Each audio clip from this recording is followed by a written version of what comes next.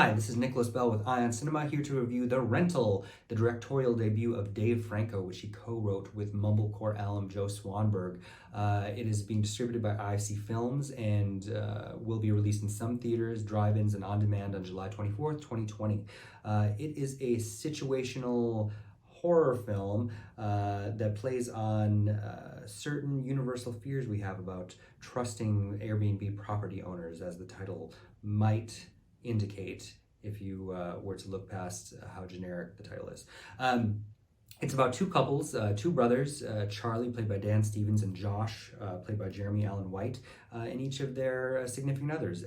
Charlie's with Alison, Brie's Michelle. Ms. Brie is, of course, married to Dave Franco. And Sheila Van plays Mina, who's dating the troubled brother.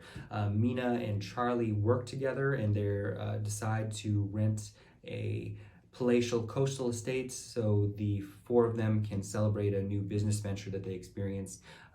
Along the way, we learn that Mina and Charlie have some significant sexual tension that we know will be acted upon. And on the way to the property, we learn that Mina tried to book it first, but because of her Middle Eastern heritage, her surname was potentially denied by the host on those grounds, while Charlie was able to reserve it an hour later. Some significant microaggressions with the property owner, Toby Huss, suggests that Franco is going off into kind of what Sebastian Silva did with Tyrell, but those superficialities are kind of fall to the wayside as we become mired in the banality of what predictably begins to happen with these couples, and all of the things that were set up, of course, coming to fruition, until Mina discovers something troubling in the shower, and then things take a left turn, so to say. The finale ends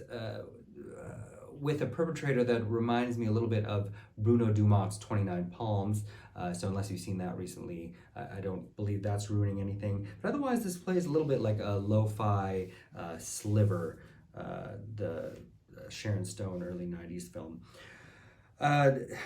Christian Sprenger, who lends some episodes of Atlanta and Glow. I think there's an eerie enough pallor to the film. I also like the soundtrack by Sandra Jurens and Danny Bensi, who have credits like Enemy, Ozark, The Outsider, Martha, Marcy, May, Marlene to their credit.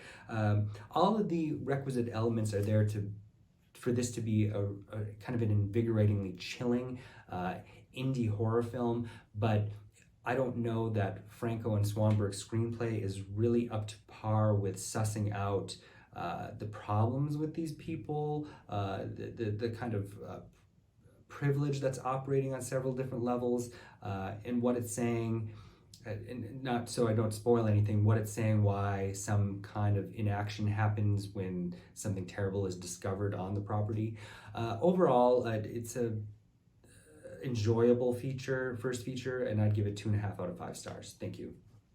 Hey, this is Eric from IONCINEMA.com. If you want to support us, subscribe below. For more reviews, interviews, film festival coverage from Sundance, Cannes, Toronto, you want to check out these guys on this side.